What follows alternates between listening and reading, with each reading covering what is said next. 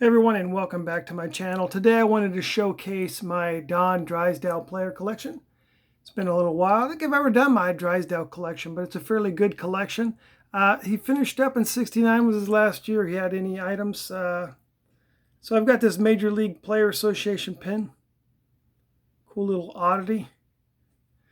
Most of his stuff that I have is just the base, but there are some cool pieces. This Topps decal.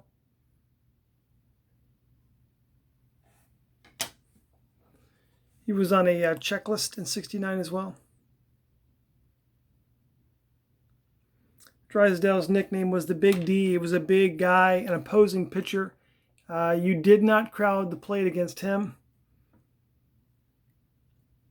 He would brush you back. Here he is in his last '69 card. '68 was a big year for him. He had the 58 2/3 consecutive innings pitched without giving up an earned run that Hershiser broke 20 years later in '88.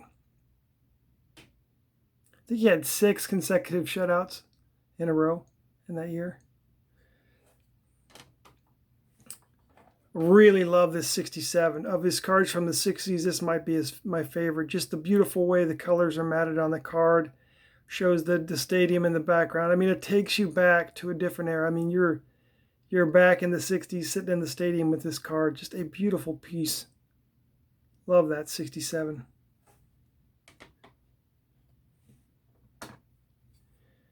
A '66 leaders card.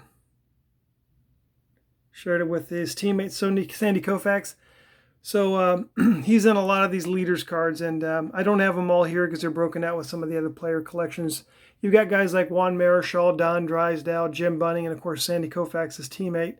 There are so many good pitchers in the National League in the 1960s. It's just unbelievable. And then you got guys, like Gaylord Perry coming into the league, Phil Niekro coming into the league, Ferguson Jenkins, Don Sutton. All these guys came into the National League. It was just like an embarrassment of riches of pitching talent. This is a really sharp '66. It's just a 6.5, but it looks like a 7 or higher. Just a little bit of centering left or right on that, but just a beautiful card. '65. This is the year that Drysdale set the record for the most home runs hit by a pitcher. I think it was maybe 7. He hit 29 career home runs. 29. I bet you I'm interested to see if there's some position Hall of Fame players like maybe Ozzie Smith, who's probably hit less than that. I don't know Ozzie's numbers off the bat. Here's another just gorgeous piece, this '64 Topps stand-up. This is a short print. Just gorgeous. Look at the colors on that, man. Like it just came out of the pack. Here I have him on a leaders card with Koufax again.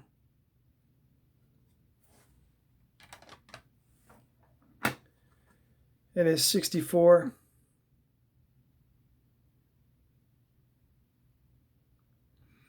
I picked up most of this stuff. I mean, a few of these pieces, smaller ones, I've picked up in the last 2 years or so, but I've got most of this stuff. I want to say I hit the Drysdale collection hard maybe 4 or 5 years ago, and I'm glad I did. The hobby has changed so much. And I'd probably be priced out of the market on a lot of this stuff. Here's a cool '63 card, the leaders. Not so many known faces. He's on a couple other ones as well, but he shares that with with Bob Gibson. So those are in my Gibson collection. I didn't pull those out. So my Drysdale collection is a little bit bigger because I have a lot of leaders cards that I won't show here because they're tucked away with other player collections. But this '63 Big 3, I picked this up recently just in a poor grade just to get this card. Really neat. It's got 3 of the Dodger aces with Johnny Padres, Drysdale, and Koufax. And like I said, the National League was an embarrassment of riches when it came to pitching talent in the '60s. Cool 1963.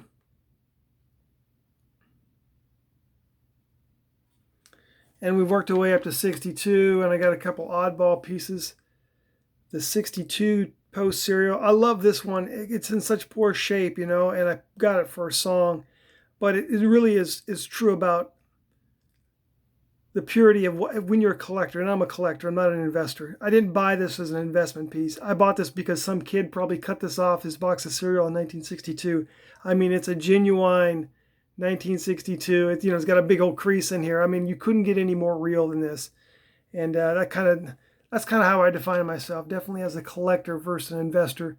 And I know that nowadays we collectors are starting to butt heads with the investors a little bit. I mean, there's got to be an ebb and flow. There's a place for both in the hobby for sure.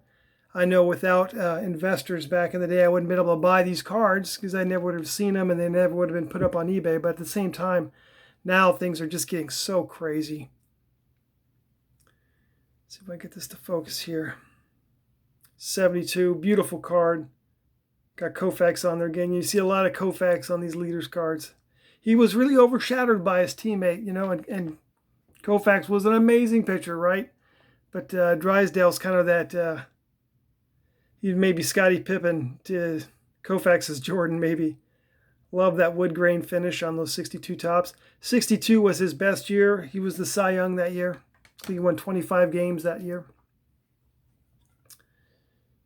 Really beautiful 6.5 on the 62. On to 61, a little nicer copy of the Post cereal. Once again, though, not a high grade, not really concerned about that. A leader's card.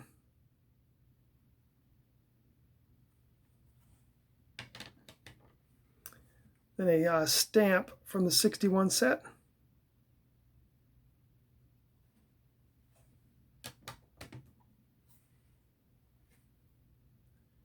Beautiful 61.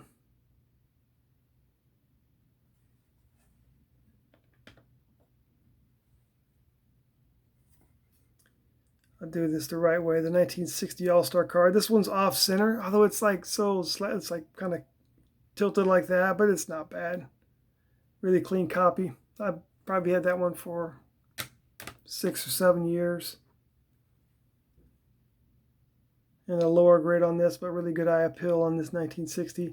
Just look at that. He looks young there. Hair's all slicked back. He was from Van Nuys, California. So he was a California kid. Went to the same high school as Robert Redford.